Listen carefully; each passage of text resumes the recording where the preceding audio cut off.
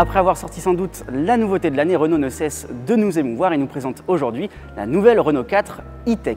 Alors je vous l'accorde, dans les années 60, je n'étais même pas né pour voir les premières Renault 4 sortir, mais pour autant tout le monde connaît ce modèle pour être pratique, simple et multi-usage, et c'est une véritable success story puisque près de 8 millions d'exemplaires, même plus de 8 millions d'exemplaires, se sont vendus dans le monde.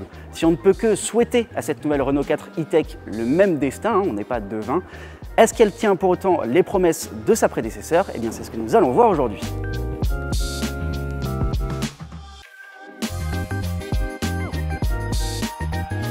Et on va commencer avec les dimensions, forcément par rapport à la Renault 4 d'origine, la Renault 4 e-Tech a pris du galon, elle mesure 4,14 m de long pour 1,80 m de large et 1,57 m de haut.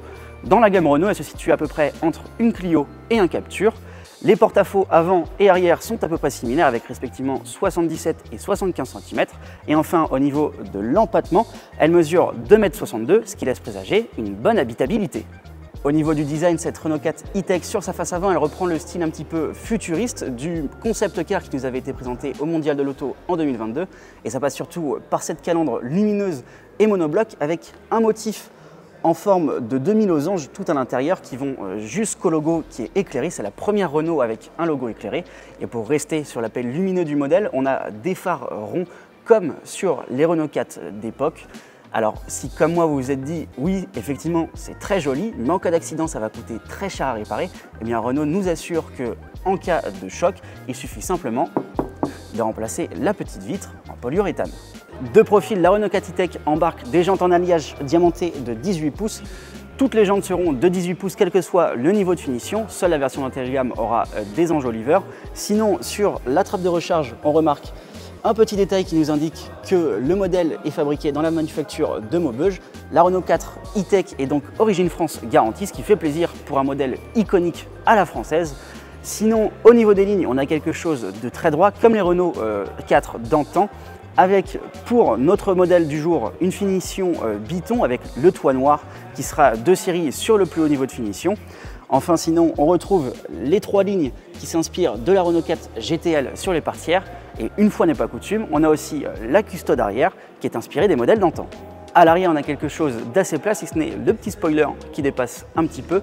Pour ce qui est de la signature lumineuse, elle est décomposée en trois parties. Ce sont des phares à LED avec le petit logo 4 pour rappeler forcément le nom du modèle. Sinon, le bouclier est à peu près le même que celui à l'avant au niveau du style, mais la grande nouveauté et le point fort de cette Renault 4 e-Tech, c'est son seuil de coffre. La malle de coffre est découpée jusque dans le bouclier qui permet de rabaisser le seuil de chargement et d'offrir un meilleur espace pour les bagages. Le volume annoncé est de 420 litres et parmi ceux-ci, vous avez 35 litres d'espace de chargement situé sous le tapis, idéal par exemple pour ranger les câbles de recharge. Mais si, comme sur notre modèle d'essai, vous prenez l'option Harman Kardon, parce qu'on ne s'interdit rien chez Renault, cet espace sera occupé par une enceinte et un amplificateur et le volume sera donc de 385 litres. Alors maintenant qu'on a vu un petit peu le coffre, moi je vous invite à monter à bord. Alors une fois au poste de pilotage, on retrouve l'Open Air Link qu'on avait déjà vu sur Renault 5 avec un premier compteur en face du conducteur qui mesure 7 ou 10 pouces selon le niveau de finition qui va remonter toutes les informations liées à la conduite et enfin un écran central de 10 pouces qui sera de 10 pouces quel que soit le niveau de finition et qui est piloté par Google et dedans on retrouve notre avatar préféré Renault, alors avec un O, pas le chanteur, qu'on avait déjà vu aussi sur la Renault 5. D'ailleurs au passage la R4 et la R5 e-Tech partagent 68% de leurs pièces et la même plateforme Ampere Air Small dédiée aux véhicules électriques qui a été légèrement adaptée pour Renault 4 e-Tech.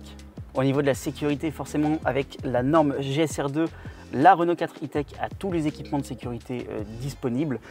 En plus, Renault ajoute la conduite autonome de niveau 2 et on sait que ces ADAS peuvent être un petit peu contraignantes, donc vous pouvez paramétrer vos préférences d'aide à la conduite et les sauvegarder grâce au petit bouton My Safety qu'on avait déjà vu sur d'autres modèles Renault.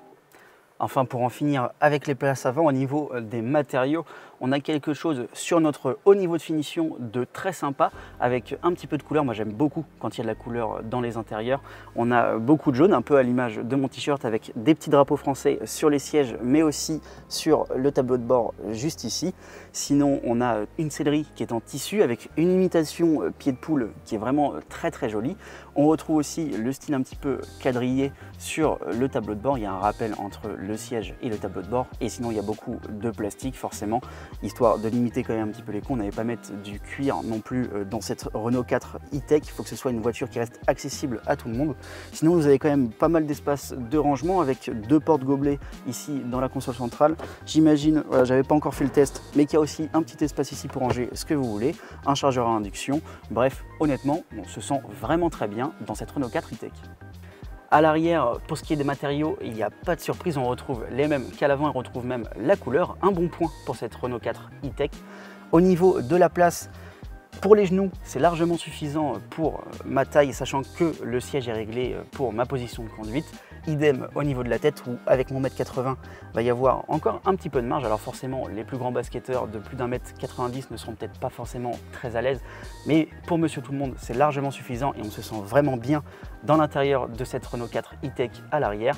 Et surtout le grand point fort de cette Renault 4 e-Tech, c'est le toit ouvrant en toile d'une longueur de 92 cm sur 80 cm de large. Pour ceux qui pourraient être un petit peu sceptique au niveau de l'acoustique, Renault nous assure avoir mis les efforts au bon endroit, mais c'est un vrai plus, ça va apporter beaucoup de lumière sur la route. En revanche, avec cette option, puisque oui, forcément c'est une option, les barres de toit disparaissent, idem pour l'antenne qui n'est plus sur le modèle. Pour ce qui est de la motorisation phare de la Renault 4 e-Tech, c'est un dérivé du moteur du Scénic qu'on a déjà vu sur la R5.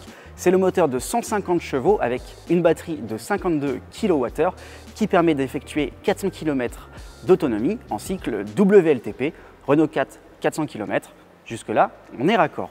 Avec son chargeur lent de 11 kW, vous pourrez charger de 10 à 100% en 3h30 et avec le chargeur rapide de 100 kW de 15 à 80% en 30 minutes seulement.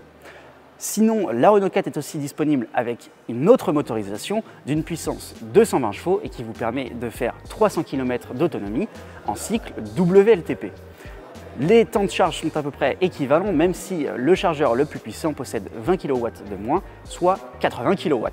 La Renault 4 e-Tech semble donc bien tenir son cahier des charges, d'autant qu'en plus elle est origine France garantie, même si pour l'instant on n'a aucune indication au niveau des prix.